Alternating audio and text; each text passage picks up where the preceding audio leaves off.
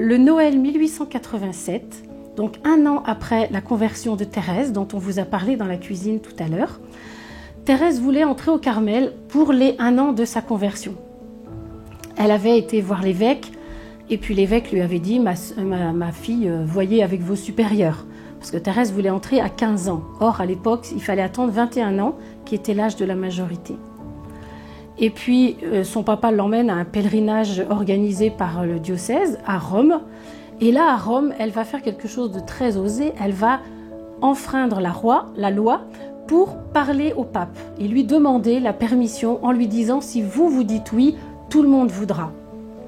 Et le pape va lui répondre une très belle réponse. « Ma fille, vous entrerez si Dieu le veut ».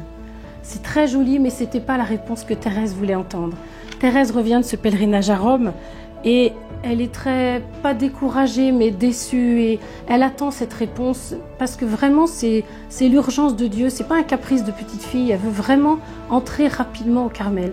Quelques années plus tard, on comprendra pourquoi c'était si urgent dans le plan de Dieu. Parce qu'elle ne sera pas très longtemps au Carmel. Et elle arrive donc ce Noël 87, en rentrant de la messe de minuit, elle monte et qu'est-ce qu'elle trouve dans sa chambre? Céline lui avait fabriqué ce petit bateau pour lui donner un message et en même temps la consoler.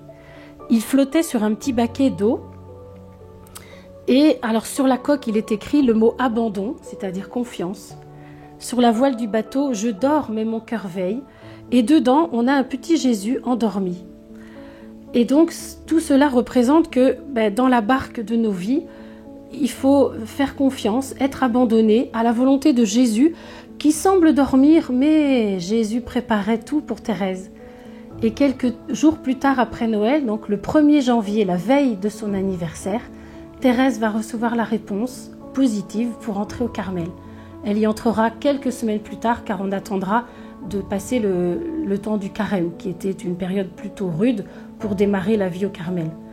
Donc ce petit bateau est une consolation pour Thérèse et un message très fort qui est resté, qui fait partie des objets que beaucoup de pèlerins regardent quand ils viennent dans cette maison.